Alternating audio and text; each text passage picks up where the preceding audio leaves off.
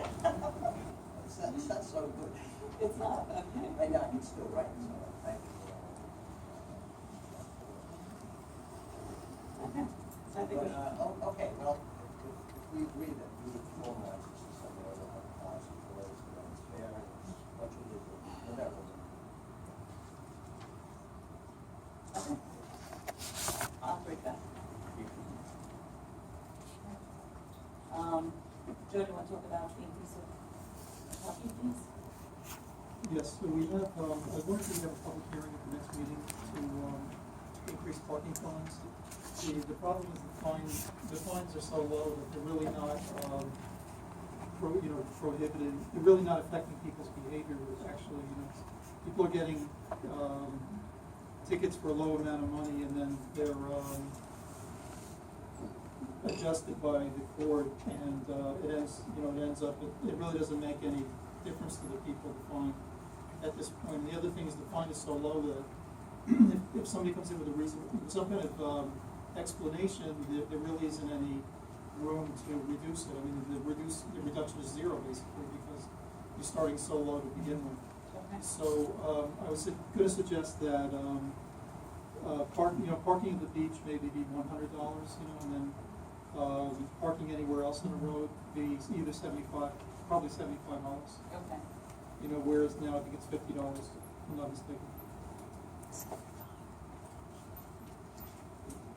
Okay, so does that have to do, is that local law 169-12?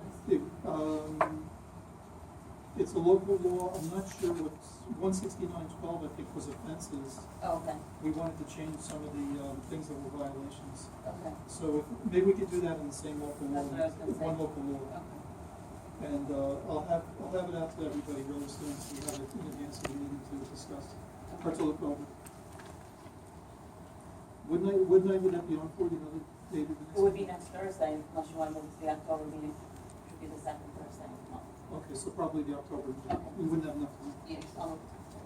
Please. A lot of people are coming into court, a lot of residents that just didn't put their sticker on their car. And that, not that that's necessarily related to this, but if there's any kind of, maybe at the end of another announcement, just as a reminder, you need to put the sticker on the car when you get it, because what's happening is people just aren't doing that, and then it's a waste of our resources, because the code enforcement, the public safety writes a ticket, the court sets it up in the calendar, I prosecute it, or I talk to the people, and then we find out that that's what it was. And so we're expending money on it, and then the people have an explanation. And more often than not, with that explanation, the court will, if it's a resident, the court often lets the ticket go. So just as a suggestion, not related to the fines, if you somehow get that PR out, that people have to, if they get a sticker, they have to put it on the car. It's important. I think that's going to change because Code's taking over doing that in 2017, and they're actually physically going to put the sticker on the car. Okay. So that will change, right? We're discussing placards as well. If you have it in a placard, I'm OCD when it comes to my vehicles, and I don't like a lot of stickers on them, but a placard, I was talking to Frank, if it can be displayed on the dashboard or something like that, if you didn't want to stick it on your window or something like that, would be acceptable. We're working on that. Unfortunately, Frank would make sense to bring that up.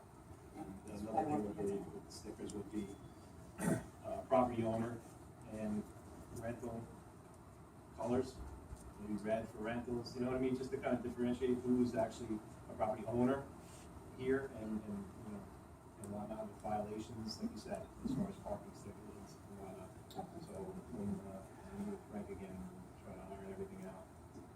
Okay, if you have a draft and you want to send it, you could look at it before. Okay. Okay, Jeff, building code / how's that going?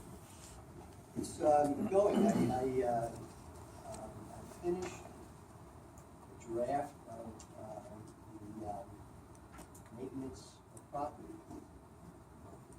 That came out of, there were some issues with certain construction, the house gets a bit tall there, some issues with standing water, mosquitoes, and different thing, so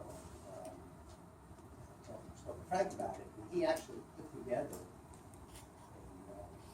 cobbled together, all these things exist, since it's already in the state code. The last time we had maintenance of property code proposed, it was extremely contentious, it was really, we never went anywhere. A lot of people, myself, would have agreed that we would need something, and code really needs something if they're going to go around and talk. So Frank put together something that was great, and I edited it, I added a few things that may or may not,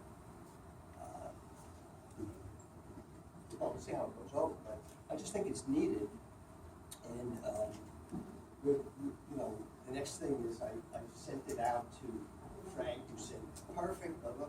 I also sent it to my Choppy, because some of it has to do with maintaining certain aspects of building structures, and I wanted to know how that would impact on both of them. He said, just get back to me before I send it over to you, and because I wanted to have let him. And Frank got right back to me, but like, so I wanted to talk to him, and then what I would do is send that out as a draft to everybody, and we can keep it around, and then see what happens. But that actually, I didn't sit down to do that. That kind of happened because I'm taking a look at the building codes, and again, it gets back to that kind of like a barb shell that Joe dropped on us, that all of these things are in the state codes, and we have to conform to the state codes. So I was looking at that, and there's a lot of things in there that, and they say right in the beginning of the state code, we have the book in Village Hall, building codes. The most restrictive, whenever there's a difference between local codes and the state, the most restrictive is the state. And that supersedes the. So there's a lot of things in there that, in terms of how things are constructed, whatever, that kind of technical, life has to be doing on some of those things. Really kind of really, have to say this is just done locally. But, a lot of the building code stuff is just reworded. It already exists. We need to kind of make it. And in there that, maybe New York State. Yeah, it has to be formed in New York State. And I'm sure most people realize this is not something that we're just making up out of thin air. It's already in the state code. And we should need it, we should have it in our code. And I think the rationale is, as much as anything, that everybody knows about it ahead of time when the building's complete. It's to be accessible by our notes. The second thing is, not only with building codes, but also with the maintenance of property. It's kind of like a budget, which took over as a roadmap, as a blueprint about where you put your priorities and where you want to see the village go. And I think that that's really what needs to be out there, so people know, well, we really do think that we want to have these things done a certain way. We want to stop having people store junk in the front of their property. If you let leaders and gutters hang down off the roof or something, you got to, at some point, fix it. And, when you really get down to it, we've had some examples in the village, and that's, I think, how I got involved, of construction that has gone on forever, with dangerous and unsightly things left, cement precasts that have been breeding mosquitoes for, endlessly. Things that we need to be able to say, look, it's right here in our code, and so we don't, so I think the code guys have done a great job in talking to people. So now we're going to have it right, so that's where we are. And the progress I'm making, I would think the next meeting is soon. Right. After that, I think I'm going to have it. Anyone have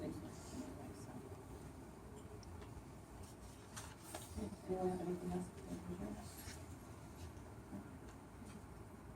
A motion to adjourn?